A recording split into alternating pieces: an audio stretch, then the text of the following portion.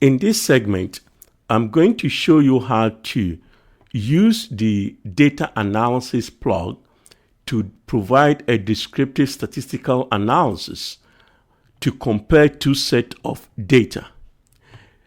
For the data set I have got here, I have incomes for male being compared to the incomes of females. So I'd like to use the mean, median, the mode, the range, the standard deviation, coefficient of variation, as well as the skewness and ketosis to compare male and female incomes. To do this, I'll need to first of all activate data analysis plugin, which is provided in Excel. If you go to data and you click on data and you don't find any function here called data analysis, then that means you need to go back and activate the data analysis plugin. To do this, you go to File, Option,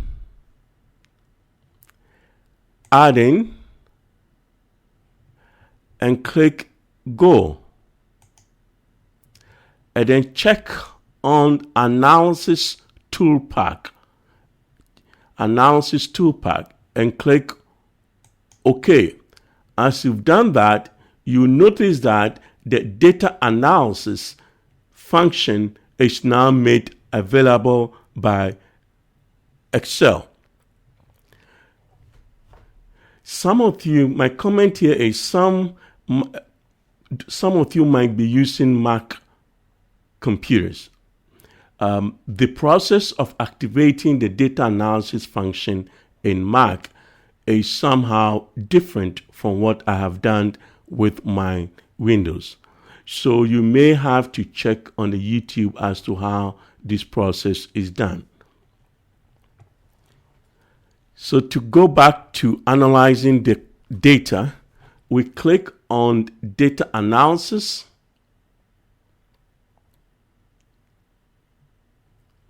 and a dialog box will appear. And then we click on Descriptive Statistics. Click OK.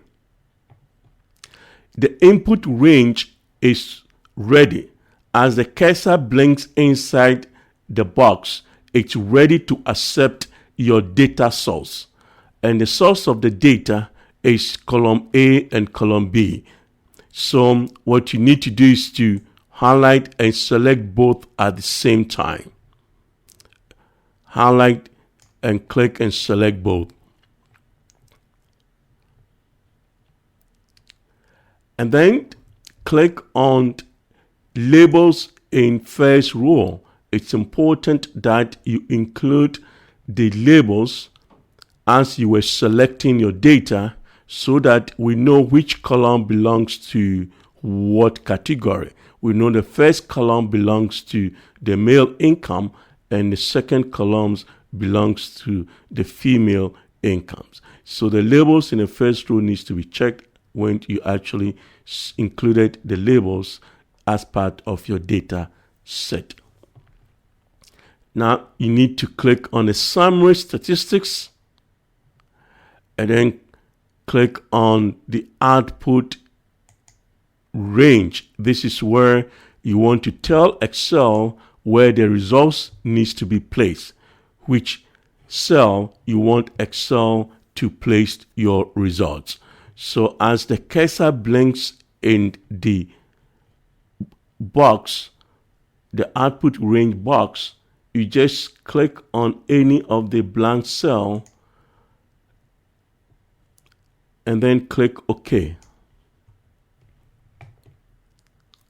And this is your results. I mean, it looks a bit squished, so you may want to hold and expand it a bit for each column to give you a clear visibility so you can see all the data.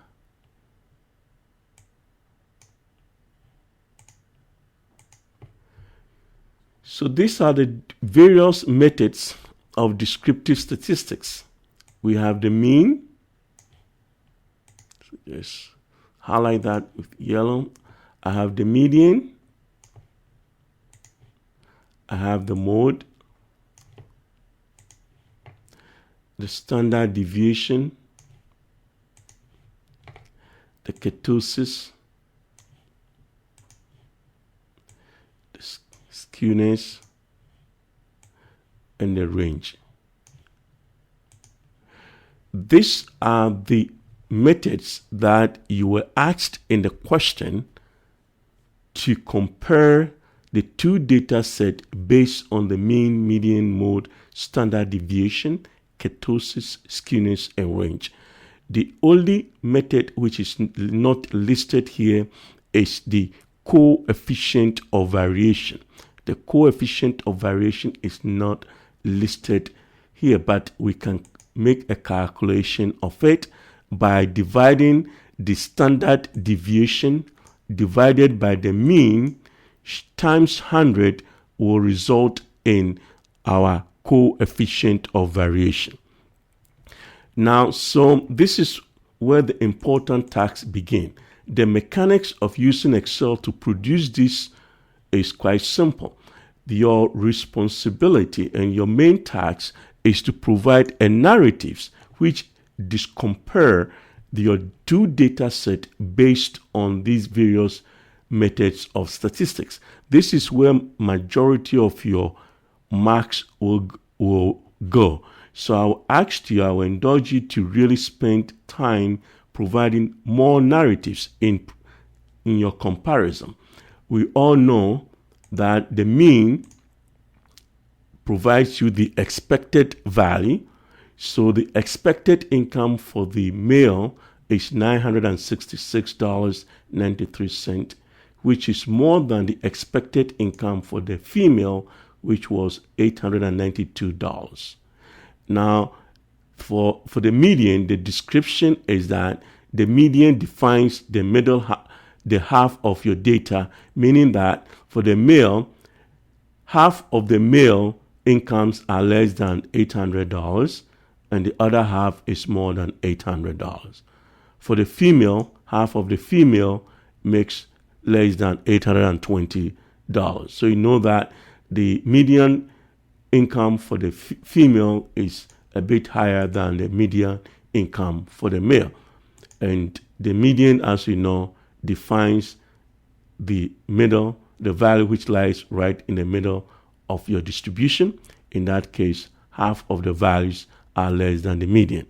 So those are the narratives. You have to provide narratives that an ordinary person who is not familiar with statistics will basically understand or comprehend what you are trying to describe, right? It is not enough. It's wholly not enough to just say that the median is 800 for male, median is 820 for female, and just leave it like that, right? You have to describe what does the median measures. It is a middle number which looks at half of the values less than the median, the other half of the values are more than the median. The same applies to the mode. The mode measures the most common value in your data set. So when it comes to this comparison, the mode for the male is $600. That's the most common income earned by the male is $600. The most common income earned by the female is also $600. So in that case, both male and female have the same common earning income, right? Then the standard deviation, it basically tells you how the incomes deviate from the expected value of, in the case of the male income, $966. So for the male income, the average deviation is 471 plus or minus the mean, which was 966. So you just have to do the calculations. You need to add 471 to the mean and then subtract 471 from the mean for the male to get you that interval. and that interval is basically where most of the male incomes will be. You do the same for the female, right? So the mean of 892 plus or minus the standard deviation of 354 will give you a range which defines the interval range by which most of the female incomes will fall. So go back to the lecture notes on how standard deviation, the narrative describing a standard deviation, and use the same narratives and apply them to your data. Again, it's not enough if you should just state standard deviation for male 471, standard deviation for female 354, and that's it. If you do that, you haven't done what is expected of you. You need to explain what the standard deviation is within the context of your data. Now comes to ketosis. Before we get to ketosis, you also need to figure out the coefficient of variation, which we know is given by the standard deviation divided by the mean times 100.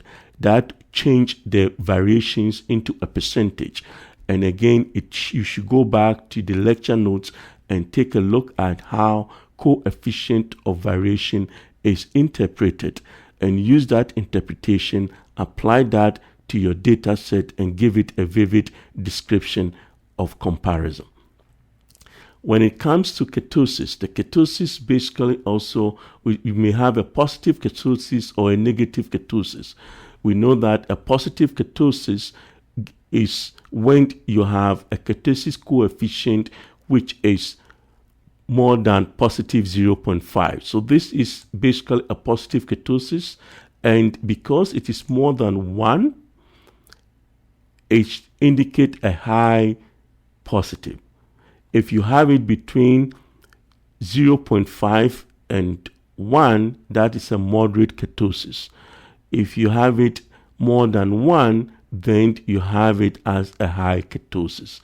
So this is a high ketosis, and a high positive ketosis also indicate a high leptoketic ketosis.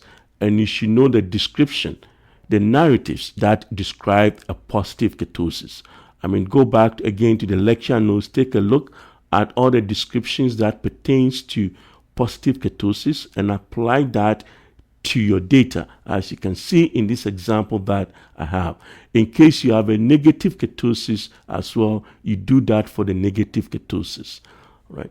And for the female, the ketosis for the female is also positive ketosis, all right? It's 0.67, but this positive is a moderate one because it lies between 0.5 and 1. 0.5 and 1. So that gives you a moderate ketosis, and this gives you a high positive ketosis. For the skewness as well, this is high positive skewness because the coefficient is more than 1. And this is also a moderate positive ketosis. A moderate positive ketosis, and then again you refer back to the lecture note and make a description of what a positive ketosis in fact represent. So for the female, we have a moderate positive ketosis and then a moderate positive skewness, whereas for the male we have a high positive ketosis and a moderate positive skewness. And this provides you with a range, which is the difference between the highest and the lowest amount is given by the range for the male, which is 1,850. For the female, the range is 1,440. So you notice that there's more variations in the male income because the difference between the highest and the lowest point is given by a difference of 1,850. So there's a wider range for the male incomes than there are for the female. So this is basically the narrative. This is how I would like you to present your analysis. It's important that you put much effort into your description. And again, refer back to your lecture notes on each of these methods and do understand the narratives which is expected of you. Okay, and that should basically and essentially complete this question.